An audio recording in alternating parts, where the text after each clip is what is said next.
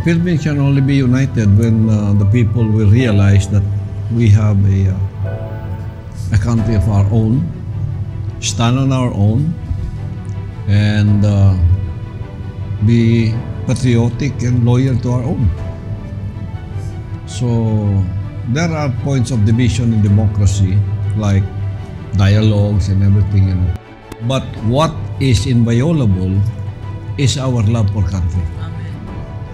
When it comes for love of our country and sovereignty, we should all be one. There should be no division because we are all Filipinos.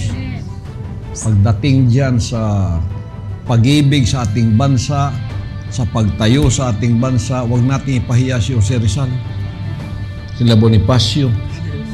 Namatay sila nang dahil tayo ay magkaroon ng sariling soberenya.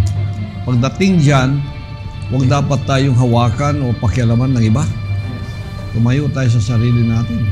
Matapos mahalin ang bansa. Kung ano yung kabubuti ng bansa, mag-contribute tayo. Hindi yung nakaw dito, nakaw doon, kuha dito, kuha dito. Let us contribute to what we can do.